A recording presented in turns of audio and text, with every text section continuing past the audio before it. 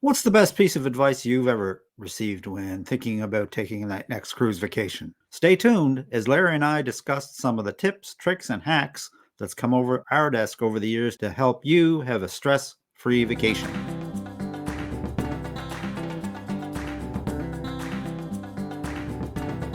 Hi, Larry.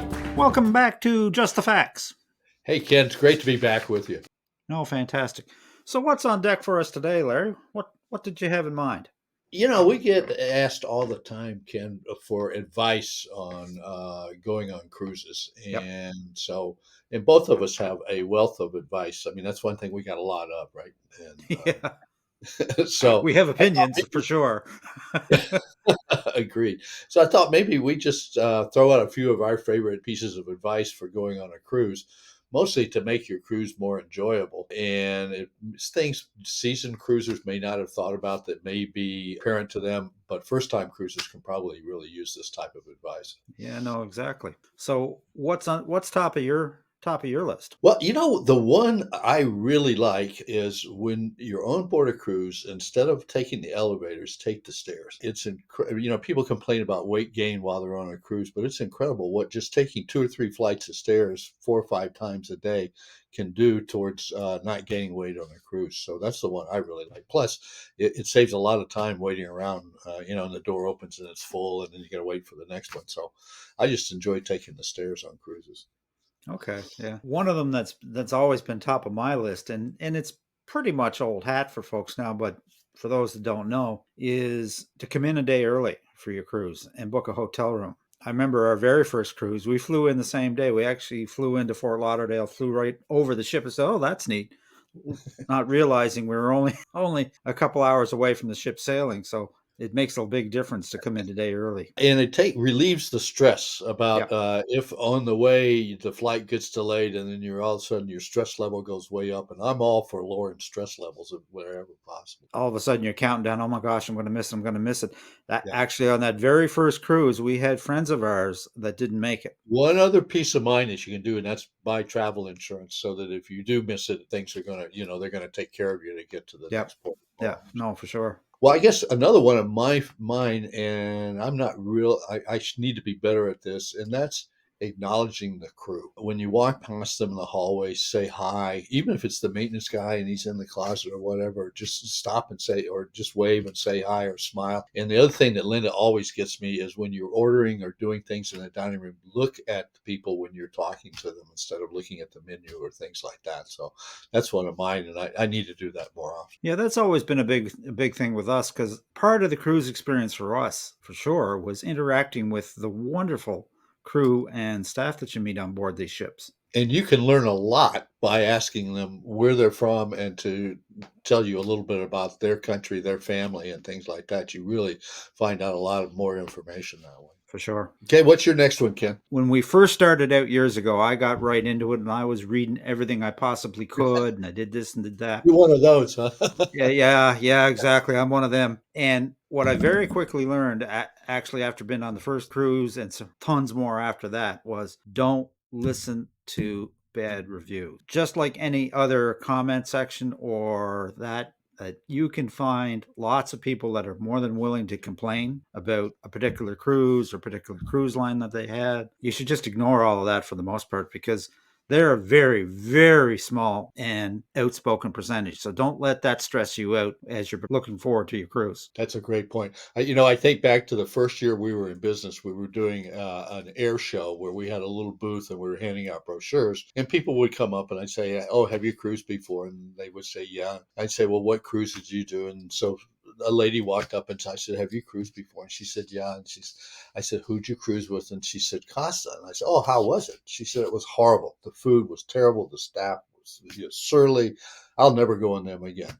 The very next person walked up to the booth and I said, "Oh, have you cruised?" And she said, "Yes." And I said, "Who with?" And she said, "Costa." And I said, "How was it?" She said, "Wonderful. The food was tremendous. I loved every bit of it." So I learned right off the bat, don't listen to those things. Exactly. Go and experience it for yourself is the best Exactly. advice. Yeah. Yeah. With an open mind, by the way. Yeah. That's another thing. That's a big one, Ken. Have an open mind when you get on the cruise ship. Well, exactly. And I kind of feel sorry for some of these folks because they're almost looking for a bad time. Mhm. They if they expect things are not going to be bad, well, you know what? If you expect it's going to be bad, you can probably find it. And how many people get on a ship expecting it to be bad and make it bad because they look at every little detail, like there was dust above the doorway. Yeah, exactly. You're on vacation. That's right. Chill out. Now, what's next on your list, Larry? Well, one of our biggies is a first aid medical kit that we take with us that Okay. over the 21 years of cruising has grown quite a bit. And one of the big things that we put in our kit are cold medications, things that will prevent you from having to go to the infirmary with the sniffles, because these days that can be interpreted as a very bad disease that puts you in quarantine. So the more things that you can do if you should happen to catch a cold, to be able to stay up and about and getting around the ship, the better. And then in that kit, we also have an eyeglass repair kit with the little screwdriver, because that's seems these things are always falling apart. And so we put different things in there like that. So a first aid medical kit really is and just think about, look around your house, the things that you think you might need if you catch a cold on board a ship. It can save you a lot of time and heartache. Yep. Yeah. And you'll enjoy the cruise a lot more if you're feeling better. No, for sure. Now, one thing that I've always advised people, but I am my own worst enemy when it comes to it, is packing.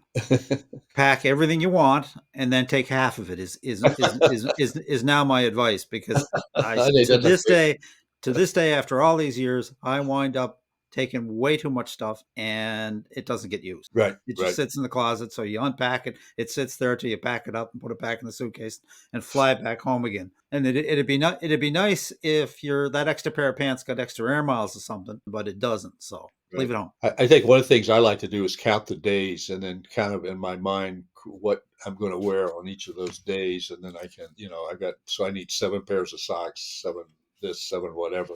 That helps me. That piece of advice is more applicable, I think. I hate to be a sexist for women than for us, though, Ken. So Oh, I don't know about that, Larry.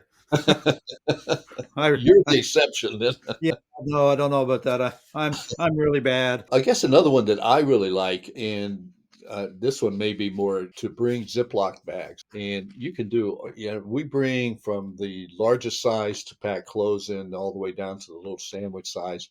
And by the way, my wife, Linda, if you're ever on a cruise with her and the ship is sinking, you want to be in her lifeboat, because she will have collected food from all of the little places around the ship have in the cabin, and snacks and things like that. So you want to be on her lifeboat. But the Ziploc bags are nice. Like if you go down to the coffee bar and they have cookies, you can stick those in there and keeps them fresh. If you get things in your cabin, like sometimes they deliver hors d'oeuvres or chocolate covered strawberries, those will all stay nice. If you have some thing that's liquid or wet, you can put them in a Ziploc bag. So I think a small supply of Ziploc bags to carry along is really a good idea.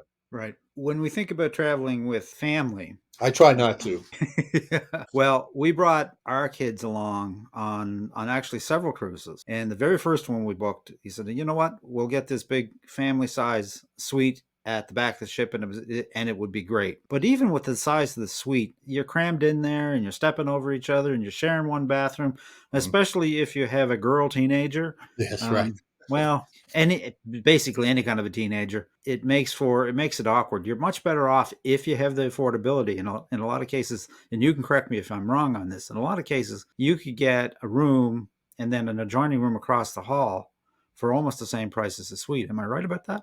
Oh yeah, much less expensive most of the time. Yeah. And one other thing to consider, Ken, is if you get two adjoining balconies on some ships, you can open the partition between the balcony, and that creates like a big suite, because you've got an outside ability to go into both rooms from the lobby or from the hallway, and also from the balcony, and you've got Yeah. the bathrooms and things like that. Yeah. Plus, you can close it back up and get privacy again. So I definitely agree the suite is not the way to go for family. And what it gets right down to really is the availability of the bathroom, because Yeah, oh, I agreed. Yeah. yeah, Well, that's why Disney did one brilliant thing, and there's two bathrooms in each of their cabins. brilliant. Another one of mine is when you go to the buffet, what Linda and I do is we find the table, and one of us sits down, kind of guards the place, while the other one goes and scouts out the food and comes back. Then the other one goes. I think that's a great way to do the buffet. I never thought of that. Now, speaking of food, one piece of advice that I always have is, and again, it gets back to my packing issue that I have is always wear your best looking and tightest clothes first, so that Okay. so halfway through the cruise, when you've put on 5 pounds, and all of a sudden things don't fit anymore, then you got the more comfortable stuff that you can fall back to. That's great. I'd never thought about that before. It reminds me of a boss I had one time. He had a fat wardrobe and a skinny wardrobe for when Yeah. he gained weight and lost weight. So Yeah. Being that fat, skinny guy, I can attest to that. I have basically two wardrobes and go back and forth. One of these days I'll settle in, but I don't know.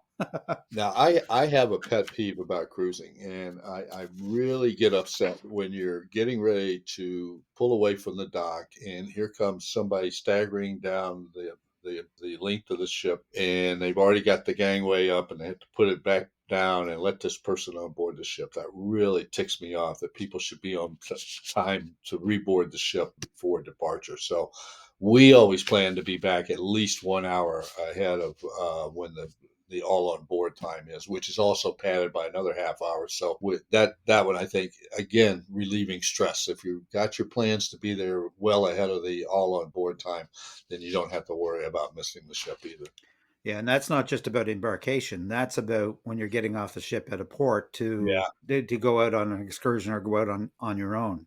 For the most part, when you see what they call those pier runners, this is people that probably haven't been on an excursion or a private excursion. They're gone out and done something on their own and lost track of time, and all of a sudden they're scrambling to get back. and one of the things you got to watch in the Caribbean, sometimes because of the time zones down there, the ships don't always change times to meet the local time. So your watch may be on ship's time and it's not on the local time. So that's something to be aware of also. So really, it's worthwhile just as you're getting off the plank there and walking down. There's going to be a crew member there.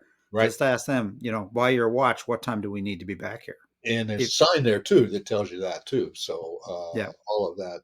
Hey, speaking of that, another tip is with our new electronic watches and things that automatically update within the time zones. The ships don't always abide by the time zone, so you be careful about that because we've had people where their watches never updated, but the ship's time updated and the local time was different. So you have to be careful on your devices, iPads and things like that. no, for sure. Larry, one thing that I never discovered, I think, for probably the first two or three cruises, is the bloody suitcases fit under the bed. And what a great way to save space, especially if because space does tend to get limited depending on the stateroom you have. Right. But squirrel all your stuff under as much stuff under the bed as you possibly can, and you're good to go. People always ask me how much luggage can I take on board a ship, and I tell them Yeah, whatever will fit under a bed, as far as I'm concerned. The other thing is some people you can put suitcases within suitcases, like a Katrina doll type yep, of operation too. So that helps. Yeah, that's really good. And then the other thing is if underneath the bed is the linen from the next cruise, you can tell it steward to take that out so you can have yeah. more room under there. So. Oh, cool, Larry. What's your thoughts on people bringing liquor on board? That's a stress thing again. Okay, first of all, most cruise lines will allow you to bring 2 bottles of wine per Yep, cabin on your carry-on luggage. We have other cruise lines that won't even let you bring sodas on board, and so people devise all kinds of ways to sneak liquor on board the ship. That's just another stress point because cruise lines will X-ray the luggage, and if they see something that's suspicious in there, then they're going to confiscate that piece of luggage, and you're going to have to go down and have stand there while they open your luggage and go through it and identify whatever bottle or liquid or whatever they find suspicious in there. That delays you getting your luggage. And this always happens right around dinner time on the first day, and you got to yeah, truck down there to find your luggage, have them open it, confiscate whatever you were trying to sneak on board, and then take your luggage back up to your cabin. yeah. So I don't, and with the advent of drink packages and alcohol allowances, I don't think it's worth the stress It's myself. not worth the hassle. Yeah, I've done all of those things. It's like Yeah, a sport. yeah. But I'm too old for that now. I mean, again, I want to relieve the stress of a cruise because this cruise is not about stress. It's the opposite of the spectrum. No, for sure. My last piece of advice, Yes. and again, I can be accused of it, is, and Deb gets wicked mad at me, is I'll plan everything out to the last detail, and we're going to do this on this day, and we're going to do that on this day, and we're going to just fill the day, every single moment of the cruise doing stuff. And you get to the end of the cruise and go, whew, God, I need a vacation from the vacation. All right. Don't try to do too much. Just you're there to enjoy it, relax, reduce your stress levels, pick out a few things that you want to do beforehand that you can look forward to, Right. and then just chill on the rest. Take it one day at a time as it comes. Boy, that's great advice, Ken. And also, you won't be disappointed if things don't happen right. If you miss the port of call, you can't get in. The weather's bad, any of those things. But I agree with you, Or I guess the more I cruise, the less I plan. I don't even like to go down and look at the menu for dinner at night because it, destroys the spontaneity of my life. And so I like to be surprised. That's why I always tell people my favorite destination, my favorite port of call is the day at sea, because you don't have to be anywhere to do anything. And the other thing, Larry, is you mentioned your day at sea is we've stayed on board. Like if we've gone to a port and we've been there before, quite often we'll stay on board, and you've got not the ship not entirely to yourself, but my goodness, that's relaxing when there's Really is. less than half the people on the ship. You can Yes. have a great day just in kicking back then. Oh, I agree wholeheartedly, Ken. And some of our ports of call are very similar to other ports of call because I always say, I guess I'm getting a little jaded from cruising, but I'm tired of bouncing around an island in a 15-passenger bus with no shock absorbers. And so you got to look, is that really something that you want to do? Or are you just doing something because you're at a port of call? No, exactly. This has been great, Larry. Anything else Yeah. before we wrap up? Oh, this is fun. I hope people find this helpful and they'll tune in the future for more helpful advice we'll be giving people. Super. If folks wanted to reach out to you or one of your team about booking that next fantastic cruise vacation, how would they do that, Larry? The best way is to go to that website, justcruisinviera.com, and right there, there's a contact us block, and it has an email page, and send us an email. We read our emails and answer our emails, so that's the best way to get a hold of us.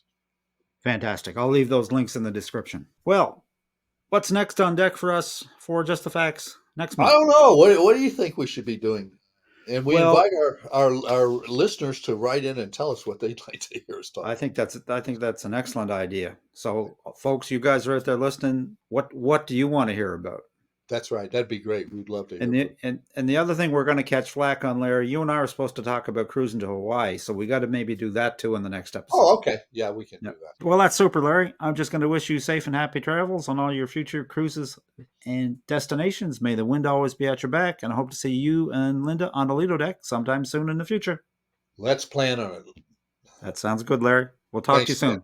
Take care. Okay. Thanks a lot, Ken. And that about wraps it up for today, folks. A very special thanks to my guest, Larry Jackson of Cruise Holidays of Vieira. If you'd like to reach out to Larry or one of his team about a cruise vacation, I will leave his contact information in the description. If you'd like to reach out to us with a question for a future Just the Facts or simply to leave a comment, you can send a question to questions@realtravelexperts.com. Visit our website, realtravelexperts.com, or simply leave a comment. We always respond and would love to hear from you. And as always, folks, if you enjoyed this content, a like, subscribe, share, and a ring of the bell is certainly appreciated and helps us to spread the word. So until next time, happy travels.